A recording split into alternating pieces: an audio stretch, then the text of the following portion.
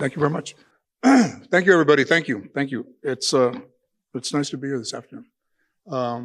I believe that if we lose the ability to laugh at ourselves, I think that we are beginning to lose our place as humanity and in society. I mean, I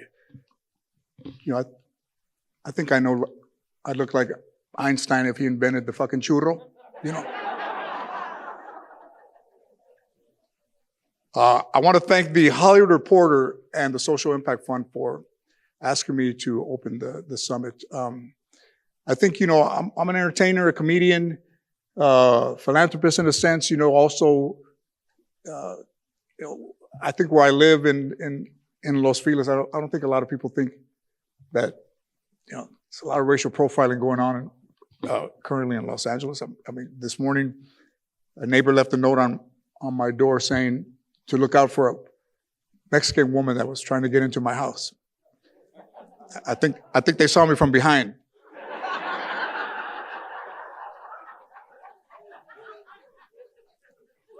I left frail out, but it hurts nonetheless.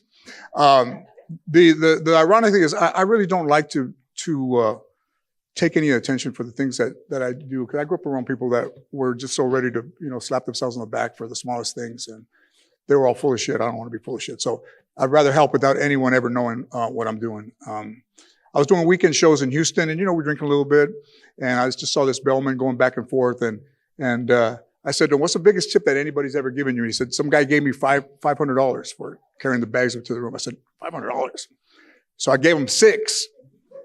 And I said, who gave you the $5? And he said, you did last night when you checked into the hotel. So even when I'm blacked out, I'm generous. You know, what's going on politically is, it's actually breaking my heart. And I will say this, I got a visit from the Secret Service of the United States because I made a joke about Donald Trump. And the joke was that Iran had offered $80 million as a bounty. And on Instagram, I said, I'll do it for half. So they came to my house and they asked me, first of all, they know everything that we put on social media. So they said to me, do you remember saying that when they're not any Secret Service people. They asked me, they said, do you remember saying when Donald Trump called Mexicans rapists and criminals that when you saw him, you would rob him and fuck him? I said, did I say that? And they took out the tweet and they showed me. And I did. So then they asked me if I thought that was funny. And I said, like you guys, not right now. I don't think. When I did it, I thought it was hilarious, but right now. And then he asked me, did I put down that if they built the border wall, that they better build it in a day, because if they leave the material out overnight, it would all be gone? Yeah. I said, that one I said. So, I mean, I think we know what's going on. People being taken off the streets, and maybe never being reunited with their families again. And, you know, we can't live in a world where that's okay. I mean, you should not wake up in East LA and then 2 days later be in the Sudan. I don't know. You know, people are okay with the detention center in Florida that they call Alligator Alcatraz. Yeah, that's heartbreaking. I think as a Latino, I think that the fences are there to protect the alligators than the detainees, because, you know, as a Latino, you let them loose, the fucking alligators will be shoes and belts in an hour. Stop making souvenirs out of the guards. But, you know, the terror is real, and everything that we're going through, they will remember for the rest of their lives. And when you're a kid being separated from your family, the only thing you should be afraid of is the dark. I mean, they're going to traumatize these people forever, and for no other reason than for looking like me, you know, being criminalized. The only crime that those people have committed is to do so much for so little money. So, thank you.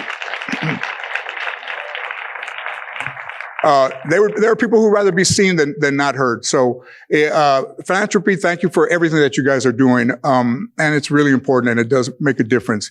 And it does change people's lives. You know, I went to meet a girl in the City of Hope that had cancer, and she was toward the last of her life. And I don't think I've ever met anybody so optimistic and so just in the belief that she was going to get better. And when I left the room, the doctor was like, "Now," and when she passed, I said, "What are they going to do? Service or anything?" And they were going to put her in a potter's field. And I said, "No, I paid for her funeral, and I paid for her address, and I paid for her service. Her family couldn't afford." And in the 2 hours that I talked to this girl, Christina, I think it changed my life. I don't think I would be the same, And when I was growing up, I was raised by my grandparents, and they were really very quiet and unassuming people. And when we were 16, we went to a restaurant to eat, and the waiter just kept going by and passing us by, and everybody else was getting served, and we were getting served. And I said, "Hey, what about us? You're serving everybody else." He goes, the waiter says, "We're busy." I said, "Yeah, but everybody else is getting served and not us." And my grandfather yelled at me for being disrespectful to the waiter. And I said to him, "If you're not going to stand up for yourself, I will, because I can't live and at that life being disrespected like that for."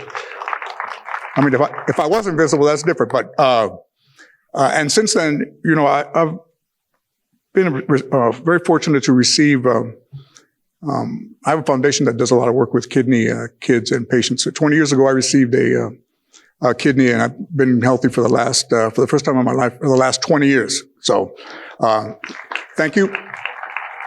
I don't know if it's going to last 2 months or 20. Well, probably not 20 years, but I know that every day that I'm alive is a gift, and every day that I feel good, I feel like I should help people.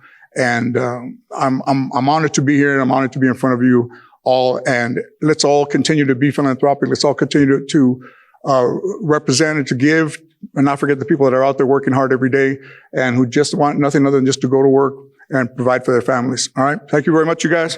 Have a nice event. God bless you.